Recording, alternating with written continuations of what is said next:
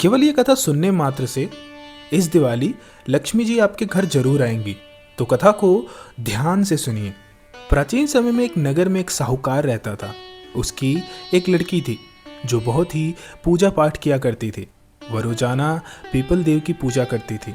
एक दिन लक्ष्मी जी ने उस लड़की को दर्शन दिए और उस साहूकार की लड़की से बोली, मैं तुम पर बहुत प्रसन्न हूँ, इसलिए तुम मेरी सहेली बनना स्वीकार कर ले। लड़की बोली, क्षमा कीजिए, मैं अपने माता पिता से पूछ के बताऊंगी। इसके बाद वो अपने माता पिता की आज्ञा प्राप्त कर श्री लक्ष्मी जी की सहेली बन गई। मित्रता होने के बाद एक बार माता लक्ष्मी ने साहूकार की बेटी को अपने घर पे भोजन के लिए बुलाया।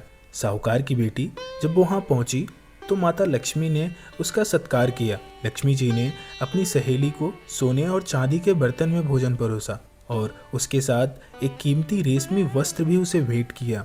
साहूकार की बेटी को बैठने के लिए लक्ष्मी जी ने उसे एक सोने की चौक दी। इसके बाद साहूकार की बेटी ने स्वादिष्ट भोजन ग्रहण किया। भोजन के बाद लक्ष्मी जी ने बोला, मैं कुछ दिनों के बाद मैं तुम्हारे घर आऊंगी। साहूकार की बेटी ने माता लक्ष्मी से कहा कि आप जरूर मेरे घर आइए। इसके बाद जब साहूकार की बेटी घर गई तो उसने माता पिता को ये सारी बात बताई, लेकिन बातें बताते बताते वो उदास हो गई।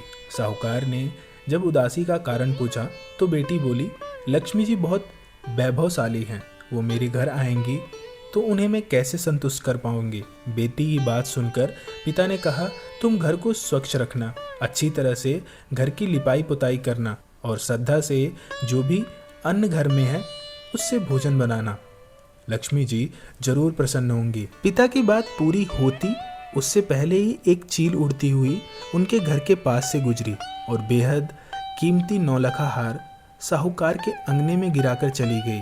ये देखकर साहूकार की बेटी खुश हुई और उसने उस हार को बेचकर लक्ष्मी जी के लिए सोने की चौक और रेशमी दुसाला खरीद लिया। इसके बाद पिता के बताई गई बात के अनुसार बेटी ने घर को स्वच्छ किया, घर की लिपाई पुताई की।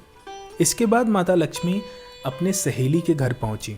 वहां तो साहूकार की बेटी ने उन्हें सोने की चौक पे बैठने को कहा, लेकिन माता लक्ष्मी ने कहा, इस पे तो राजा रानी बैठते हैं, और ये कहकर वो जमीन पे आसन बिछा के बैठ गई। फिर माता ने साहूकार की बेटी द्वारा बनाए गया भोजन को ग्रहण किया।